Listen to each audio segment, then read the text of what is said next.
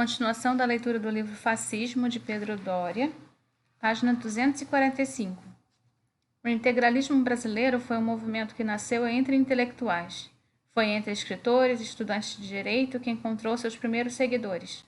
O fascismo italiano eliminou em 1 ano e meio a esquerda do norte industrial do país, atropelada, esmagada, sufocada pelos camisas negras. O integralismo brasileiro se humilhou no primeiro evento de grande porte que produziu. Era para demonstrar força, saiu com todo mundo apelidado de Galinha Verde. Plínio não era na Praça da Sé no dia em que os comunistas e anarquistas fizeram do centro geográfico paulistano um galinheiro em escala humana. A chave do fascismo é a pulsão por violência, e no seu núcleo a ação integralista brasileira não a tinha em quantidade suficiente. Então, talvez o problema não estivesse na indecisão de Plínio Salgado. O Brasil dos anos 30 sentiu, como todos os países, o impacto da depressão. Mas tratava-se de um país cuja economia ainda era profundamente agrícola e onde não havia ocorrido a brutalidade de uma guerra de trincheiras. A violência no nível europeu não pairava sobre o Brasil, e a dolorosa mudança de agricultura para a indústria só viria mais tarde, a partir dos anos 50 e 60, quando a economia mundial já ia bem. A indecisão de Plínio era um traço de sua personalidade, claro. Mas o fato de ter se tornado ele e não outro o líder fascista brasileiro diz muito a respeito do país. Quem se interessou pelo fascismo foi um grupo de intelectuais, principalmente jovens, e não soldados de tropa de elite acostumados a matar. Não havia no Brasil legiões de trabalhadores urbanos, operários com medo de não ter comida na mesa ou casa, que apavorassem parte da elite com receio de uma revolução comunista. Havia fome, mas era no campo, e os miseráveis do campo não se organizavam em sindicatos. Essa foi a novidade da era industrial. O Brasil encontrou o caldo de uma cultura, um ambiente no qual o fascismo poderia acontecer, mas os tecidos sociais e econômicos não ofereciam as condições para que evoluísse da mesma forma que evoluiu na Europa.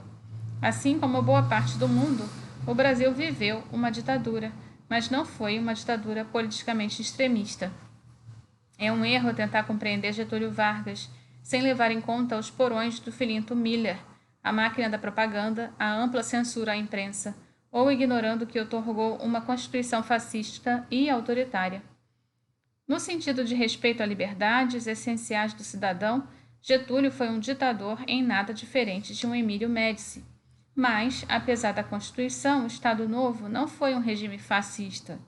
Num tempo de radicalismo, Getúlio foi um político que conseguiu bloquear no Brasil tanto o avanço comunista como o fascista. No caso da extrema-esquerda, foi fácil. O movimento, embora com pertinência na elite intelectual, era pequeno. A extrema-direita, que é o fascismo, deu mais trabalho. O Brasil de 2020 não é o Brasil dos anos 30. Alguns números mostram o nível da diferença. Em 1940, de acordo com o IBGE, o Brasil vivia 41 milhões de pessoas, contra 209 milhões em 2017. Desses, 31% viviam em cidades naquele ano. De acordo com o censo de 2010, esse número passava de 84%. Não há dados precisos sobre a composição do Produto Interno Bruto anteriores a 1950. O IBGE só começou a contar a estatística em 1948, mas foi só em 1950 e 55 que a indústria ultrapassou o agronegócio. E mesmo assim, por pouco, 27% contra 25%. Em 2017, o agronegócio não chegava a 6% do PIB. Aliás, o Brasil de hoje é movido por um terceiro setor, o de serviços, como a maioria das grandes economias do mundo.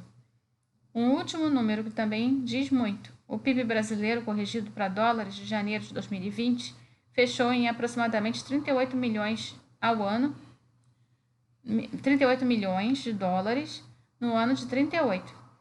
O dos Estados Unidos, naquele mesmo ano, era de 1,6 trilhão de dólares.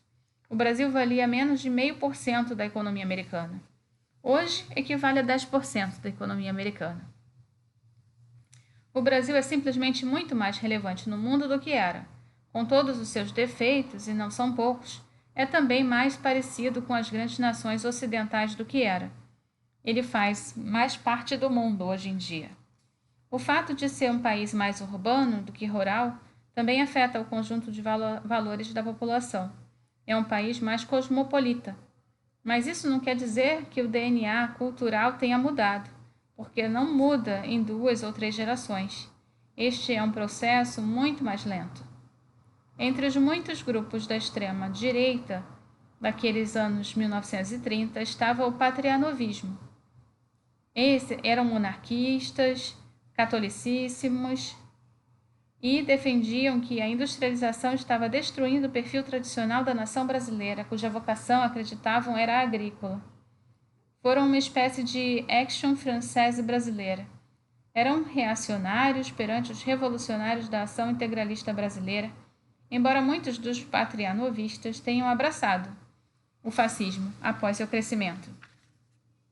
O fascismo, afinal, é essa peculiar combinação entre um quinhão de reacionarismo com outro tanto de espírito revolucionário, pois o culto ao catolicismo e à monarquia faz parte da iconografia dos mais influentes blogueiros e youtubers bolsonaristas. São quase sempre homens que vêm de cidades cuja economia está alicerçada no agronegócio. Não é acidental, o rosto do reacionarismo brasileiro é esse, porque este é um passado mais remoto que o Brasil independente tem. O fato de que os 2 imperadores eram homens politicamente liberais, pelas convenções do tempo, e o império teve pouco espaço para reacionários em nada afeta o passado imaginado, no qual esses movimentos se aconchegam. Há outro exemplo. O Muro de Berlim caiu em 91. Faz 30 anos que vivemos numa ordem mundial posterior à Guerra Fria. E o anticomunismo ainda é presente no discurso do exército brasileiro. Um anticomunismo que foi plantado pela intentona e pelo Plano Cohen. Esses ecos que o DNA da cultura política de um país impõe, no fim, representam isso mesmo, a cultura. O pacote de valores que pais passam para filhos, as histórias internas que as instituições diversas contam a seu respeito, as mesmas frases que ouvimos repetidas em determinadas situações e os cacoetes vários. Não é diferente no tempero que nos agrada ao paladar, dos ritmos que sempre parecemos encaixar em nossa música. É evidente que novidades surgem e são incorporadas, e sim, traços fortes da cultura também podem desaparecer com o tempo. Mas, mesmo que separados por um século, nós brasileiros tendemos a reagir de uma mesma forma perante situações similares. Compomos, afinal, uma nação. Não é a etnia que nos une, mas uma cultura que compartilhamos. Uma série de códigos que incorporamos de berço. No olhar do exército brasileiro está ainda o abalo sofrido pela intentona, de 30, na forma de uma paranoia anticomunista que não vai embora. Assim como nos valores dos blogueiros bolsonaristas, está vivo o patrianovismo e os ecos do eterno reacionismo, como ele se apresenta no Brasil. Assim, voltamos ao macro. O Brasil viveu 3 períodos de democracia formal da República, de 1894 a 1930, entre 1945 e 64, e, novamente, desde 1985. Todos, em algum ponto, entraram numa crise de legitimidade. Na Primeira República, porque o jogo entre São Paulo e Minas não permitia a ascensão de presidentes vindos de outros estados. Ficou viciado. Na República de 45, porque o sistema que elegia presidente e vice-presidente era separado. Trouxe um presidente de direita e um vice de esquerda. E diante da renúncia repentina do primeiro, o sistema político não foi capaz de se recompor. Espatifado em disputas internas e pressionado pelo anticomunismo golpista dos militares, por fim, a nova república também encarou uma crise, e a crise novamente estava na incapacidade de as forças políticas encontrarem um espaço de recomposição na disputa de poder. Pelo menos um analista e 2 cientistas políticos observaram que no coração da Operação Lava Jato estava a mesma origem do tenentismo. São o jornalista Murilo Aragão, o professor da PUC do Rio, Luiz Werneck Viana, quem foi mais fundo na comparação. O professor da IEP e UERJ, Christian Edward Cyril Lynch, são movimentos que nascem de uma insatisfação social, Na Primeira República, a insatisfação se deu a partir dos dois grupos: os operários, que começaram a se organizar em uma classe média, principalmente os funcionários públicos que se formavam. Ambos não encontravam espaço de participação no governo oligárquico. Os tenentes, que se levantaram em 1922 e que terminaram por derrubar o regime, colocando Getúlio Vargas no poder, eram funcionários públicos carregados desse espírito de indignação da classe média ascendente com uma corrupção do sistema. Os procuradores, que se levantaram a partir de 2014, eram funcionários públicos carregados desse espírito de indignação da classe média ascendente com a corrupção do sistema. Os tenentes foram uma criação da Primeira República, a primeira turma de oficiais profissionalmente treinados, aprovados por concurso público. Os procuradores foram uma criação da Nova República, por meio da reformulação do Ministério Público pela Constituição de 88. E ambos os grupos se embalaram imbuídos de uma missão, que encarnaram como sua, talvez de forma quase religiosa, talvez messiânica. Tenentes e procuradores se outorgaram uma missão, e um bom pedaço da população, não encontrando na paralisia política respostas, os abraçou como heróis. Nos anos 1920 foi igual ao ano de 2010. O governo de Getúlio Vargas incluiu parte do tenentismo, mas trouxe várias outras forças. Da mesma forma, o governo de Jair Bolsonaro, hoje, incluiu parte da Lava Jato por um tempo, embora traga outras forças. Historicamente, os dois momentos conversam. Mas há uma diferença muito relevante. Getúlio Vargas, assim como os generais de 1964, lhe ascendeu rompendo a Constituição. Bolsonaro foi eleito. Dois personagens foram fundamentais tanto no golpe do Estado Novo quanto em 64, Olímpio Mourão Filho e Chico Campos. O primeiro com o Plano Cohen, num caso, e colocando a tropa nas ruas, no outro. O segundo dando para as duas ditaduras uma cara de juridicamente legítimo, ao que não passava de um golpe de Estado clássico. Não apenas os dois estão obviamente ausentes na eleição de Bolsonaro, como não existem equivalentes no momento atual. Eles são os agentes facilitadores do rompimento. E o fato de não haver personagens fazendo papéis similares é sinal de amadurecimento da democracia brasileira. Ela passa pela mesma crise cíclica. Há um desejo expresso da população por um líder que acabe com a bagunça, que impõe a ordem. A sede de autoridade, que no Brasil sistematicamente se faz confundir com autoritarismo. Que no Brasil sempre passa parte do povo batendo as portas dos quartéis. Mas desta vez foi por meio da eleição. Não custa insistir. Essa não é uma diferença irrelevante. Há um último ponto de semelhança nos dois cenários políticos. Na década de 30, o Brasil se dividiu em três grandes grupos políticos: a extrema-direita, a extrema-esquerda e o centro-liberal. Getúlio, que não fazia parte de qualquer um desses grupos, optou pedaços de cada um para equilibrar o governo, incluindo simpatizantes do fascismo, como Chico Campos e o ministro da Educação e Cultura, Gustavo Capanema. O paralelo não é perfeito, mesmo que tenha se inclinado mais à esquerda após o impeachment do presidente Dilma Rousseff. O Partido dos Trabalhadores não é uma legenda de extrema esquerda, não é comunista ou revolucionário, tampouco é uma força mais à esquerda dos grupos políticos representados no Congresso Nacional. O núcleo duro que circunda Jair Bolsonaro representa a extrema-direita brasileira, porque não há força à sua direita no Congresso. E assim como nos anos 30, imprensado pela polarização, há um centro liberal, em parte cooptado pelo governo, mas muitos numa firme oposição. É um cenário diferente daquele que predominou durante a Nova República, quando a direita estava na periferia e as duas forças que disputavam o poder estavam ou no centro liberal, representado pelo PSDB, ou entre a esquerda e centro-esquerda, dependendo do momento do PT, que trafega ao longo dos anos entre esses dois pontos. Aí se mostra como é o comportamento político que se repete no Brasil. Em 1964 foi o mesmo. Nesses momentos de crise da democracia, os discursos mais polarizantes, portanto mais radicais no sentido de serem convocações ao conflito, são os que encontram espaço. Políticos moderados são calados, perdem espaço. Nem sequer a população parece desejar ouvi-los. O Brasil não é uma ilha, faz parte do mundo. Já não era naquele tempo, hoje muito menos.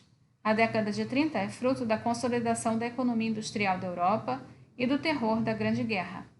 Aquilo desestruturou sociedades inteiras, gerou desemprego em massa. Foi naquele ambiente que o radicalismo se instaurou. E é aí que encontramos espaços comunismo e fascismo. Não vivemos uma guerra como aquela, mas estamos vivendo um período de transição econômica equivalente. A era industrial acabou e se inicia uma nova, com a economia baseada no digital. O período de transição da agricultura para a indústria provocou o êxodo rural e, no primeiro momento, gerou muito desemprego. É evidente. Negócios que funcionavam bem fazia décadas, de repente pararam de funcionar. Novos negócios surgiam exigindo mão de obra especializada de outro tipo. Havia muitos sem as habilidades necessárias para a nova economia. A transição da indústria para o digital também não é diferente. Empregos que existiam desaparecem, novos surgem. Há crises de habilidades e desorganização geral do todo. Como no passado, gera angústia pessoal, incerteza a respeito do futuro, nostalgia de uma estabilidade que existiu e vai demorar até reaparecer. A diferença é que o Brasil era um país periférico e não viveu aquela crise toda. O Brasil atual está sentindo o impacto da transformação digital. Muitos brasileiros urbanos encontram na chamada gig economy os precários subempregos baseados em aplicativos de transporte, entregas e tantos outros. O sustento que antes extraíam de empregos que lhes garantiam plano de saúde, aposentadoria, segurança. São muitos os grupos afetados, operários, mas também muitos com diploma superior que trabalham em ramos mais abalados pela mudança. Os movimentos populares, ancorados nessa insegurança, na Europa anterior à Segunda Guerra, levaram a regimes totalitários. Talvez porque as circunstâncias da atual transição sejam mais leves, os mesmos movimentos populares existem. São inúmeras as passeatas nas quais o indefensível máscara do Guy Fawkes, na versão quadrinizada por Alan Moore, do V de Vingança, salpica pelo mundo. Representam o retorno de movimentos anarquistas, como os que Mussolini e Plínio Salgado enfrentaram. E, claro, como antes, desaguam em uma nova direita, que tem por característica ser nacionalista, xenófoba e autoritária, mas que se equilibra dentro de uns regimes democráticos. Porque esta é uma diferença fundamental entre aquele tempo e o atual. Havia a convicção de que a democracia era um sistema de governo fracassado. O discurso que tanto Plínio Salgado quanto Chico Campos faziam, de desprezo à democracia liberal, era compartilhado por muitos, e não apenas da direita. Hoje, desprezar a democracia é um tabu. É preciso, ao menos, fingir-se democrático. Vale para a presidência de Donald Trump nos Estados Unidos, de Viktor Orbán na Hungria e de Jair Bolsonaro no Brasil. Muitos cientistas políticos se referem ao regime construído por Orbán como democracia liberal. Parece democracia na forma, não respeita mais liberdades individuais. As semelhanças não ficam só nisso. Este ano, em que encerra o livro 2020, abriu com um atentado terrorista promovido por uma frente integralista brasileira, com sigma, camisas verdes e tudo. Enquanto isso, em alguns setores da esquerda, saudosismos de Stalin entrou em voga. Sim, existem influenciadores stalinistas nas redes. Não há qualquer indício de que deixarão de ser isto, minoritários. Exageros num tempo já dado a exacerbações. Mas há outros indícios, outros ecos presentes daquele passado. Um dos ex-secretários da Cultura do governo Bolsonaro, Roberto Alvim, pediu um vídeo com uma arte heróica e imperativa, citando, sem nomear, o ministro da propaganda nazista, Joseph Goebbels. Imitou até a estética, forçando uma semelhança tal até na goma do cabelo que se tornou impossível cogitar coincidência. Já em plena pandemia, um grupo de empresários decidiu financiar uma milícia armada, apelidada de Os 300 do Brasil, que desfilou perante o Supremo Tribunal Federal carregando tochas, num rito que remete a Ku Klux Klan ou ao próprio nazismo. O que nos traz ao principal debate do tempo. A grande novidade política do mundo, não apenas no Brasil, nesse princípio de século, é o ressurgimento dessa nova direita, que opõe seu nacionalismo aos ideais do sistema de governança global criados no pós-guerra e ampliados a partir da globalização dos anos 90, que trata com desprezo os ritos da democracia liberal, que ora é abertamente iliberal, que é xenófoba, com uma profunda desconfiança dos grupos que considera diferentes, que não reconhece legitimidade da opinião, que despreza a imprensa livre e trata a política como guerra, que é tão atraente principalmente para os jovens homens. O bolsonarismo é um novo fascismo? Não custa lançar mão da maior diferença. O discurso econômico é liberal, de um liberalismo radical que remete à escola austríaca. Este não é um detalhe. Para lançar sua rede uma vez no poder, o fascismo precisa do Estado. É através do Estado que doutrina pela educação, que captura as indústrias pelo controle que exerce sobre a economia, que regula as mensagens, seja pela arte, seja pela imprensa, graças aos monopólios sobre violência e financiamento. O ministro da Economia, Paulo Guedes, passou a vida pregando a doutrina do Estado mínimo. Não é só o oposto, é também importante compreender de onde vem essa sua ideologia. O liberalismo, que nasce com John Locke, na segunda metade do século XVII, evoluiu pelo tempo através de inúmeros filósofos e economistas, se bifurcou incontáveis vezes. Não há o liberalismo, há liberalismos. Em comum, todos têm a defesa da liberdade individual. Mas o que isso quer dizer varia de acordo com o tempo e o lugar. Os utilitaristas ingleses da segunda metade do século XIX enxergaram os problemas sociais causados pela rápida industrialização e concluíram que ninguém é livre se não tem renda que lhe garanta dignidade mínima. É esse liberalismo que vai dar no New Deal americano nos anos 30, puxado pelo inglês John Maynard Keynes. É esse liberalismo que apresentou ao mundo o caminho pelo qual democracias eram, sim, capazes de oferecer soluções aos novos problemas que muitos defendiam só regimes de força como os fascistas e comunistas tinham como encarar. Foi meu amigo Ricardo Rangel quem me ajudou a observar com empatia a escola austríaca, porque o mundo visto pelos contemporâneos de Keynes, em Viena, era outro.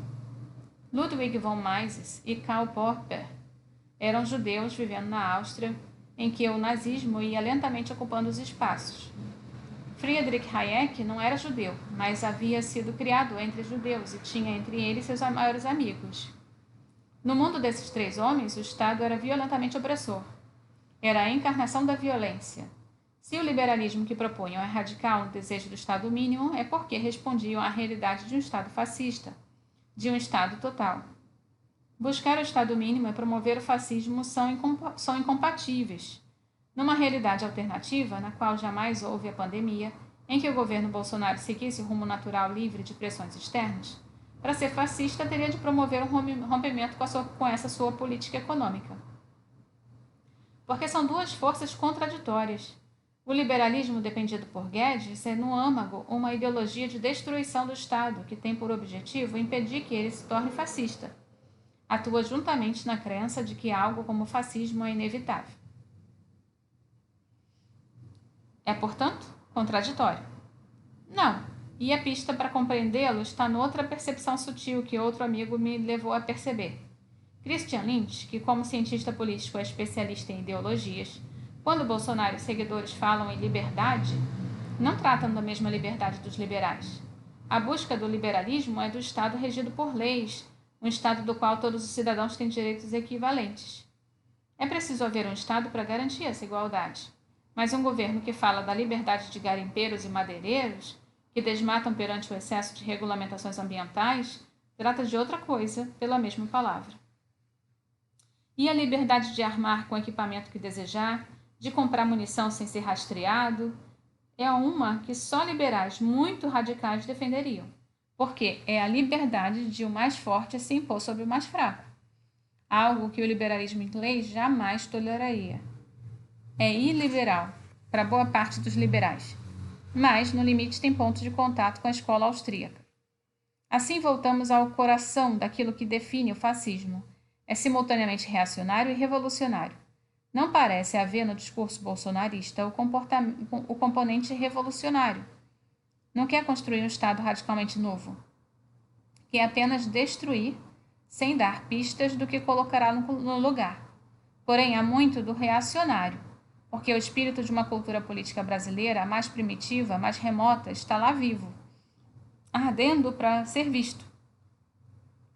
Está em só aceitar uma economia brasileira, está em namoro com a monarquia, uma monarquia e seus símbolos.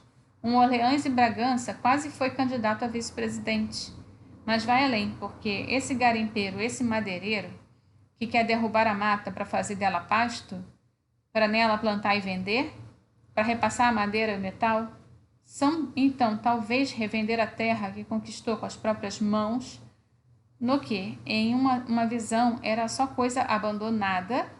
Isso é também o espírito brasileiro, radicalmente brasileiro. Aliás, embora perdido há muito no passado, porque assim eram os bandeirantes. Esse apego que se recusa a permitir que a sociedade avance e se transforme e quer impor os trejeitos do passado, isso é reacionarismo. Jair Bolsonaro é reacionário no talo. O argumento dá voltas e se encontra. Plínio queria regras, muitas regras. Bolsonaro deseja só a completa ausência de regras. A democracia liberal ocorre entre esses dois extremos. O bolsonarista é fascista? Historiadores como Fernando Rosa dirão que o fascismo é um marco histórico, algo que houve e tem suas características próprias. Outros, como o americano Robert Paxson, sugerem uma forma diferente de compreender. Mesmo nos anos 30, os fascismos eram tão diversos que, ele argumenta, é mais fácil enxergá-los pelas paixões que moviam, por aquilo que os motivavam e por como se viam, do que pelas ideias. Assim, não é relevante se um estatista e o outro não. Importa, isto sim, que o fascismo acredita que a sociedade está em declínio, que ele se enxerga humilhado, que se percebe como uma vítima do sistema, que aí contra-ataca com o nacionalismo, que arma seus militantes, cultua unidade e exige total fidelidade, que se relaciona com as elites tradicionais, mas há desconforto nesse relacionamento. Respira violência, no momento em que toda força suficiente para tal atropela restrições éticas ou legais. Pois é, a definição de Paxton é um choque, e Paxton não é qualquer historiador. Quando os franceses julgaram o último colaboracionista nazista, em 1997, o juiz pediu que fosse convocado como testemunha esse professor norte-americano gentil para explicar ao júri francês o que havia sido a França fascista. E Jair Bolsonaro se encaixa na definição de Paxton, escreveu muitos anos antes. Encaixar é pouco, é como se nada de original houvesse em Bolsonaro, é como se a definição tivesse sido escrita para ele. Então é fascista? Bem, a resposta já foi dada nessa conclusão. Onde há semelhanças, onde há diferenças, é a única resposta realmente possível, porque, no fundo, depende de como se define a palavra fascismo. Se a definição é histórica, se é uma referência ao ponto mais baixo ao qual a humanidade chegou no século XX, então não dá para afirmar que há um novo fascismo. Talvez o fascismo não tenha sido o pior regime político já instaurado desde o Iluminismo. Afinal, o comunismo, em sua forma totalitária, como Stalin, Nikolai Ceausescu, Mao Tse-tung, Pol Pot e o Kim da Coreia do Norte, é igualmente sanguinário e trata com desprezo semelhante os mínimos resquícios da dignidade humana. No mínimo, são equivalentes, cada um ao seu extremo do arco político, embora seja preciso apresentar outro argumento. A Segunda Guerra Mundial matou 85 milhões de pessoas, e foi o fascismo, não o comunismo, que levou o mundo ao conflito. Aquilo que aconteceu na Itália, na Alemanha e em vários outros países europeus, aquilo que Plínio Salgado desejou para o Brasil, deveria ter um nome próprio, um nome único para representar aquele momento em que a realidade virou pesadelo. Levou à morte de gente demais e muitos anos de terror na esperança de sobreviver para outros tantos. Em respeito à história dessas pessoas, aquilo deveria ter um nome próprio. Mas, se a definição é política, ora, o momento em que nos encontramos na história, tanto no planeta quanto no Brasil, tem muitos pontos de contato, muitas semelhanças, e assim como o outro, vai refluir. Nenhum sistema tem demonstrado mais resiliência do que a democracia liberal. É claro que a história passa e tudo muda, mas a liberdade de ser quem se é, tendo um apelo que aquilo de humano em nós logo em nós logo compreende. Bem, terminou o livro. Eu pulei 2 capítulos porque eu queria logo ver o resultado do fechamento da ideia. Ele menciona outros pontos no início desse capítulo, mas eu sigo lendo no próximo áudio.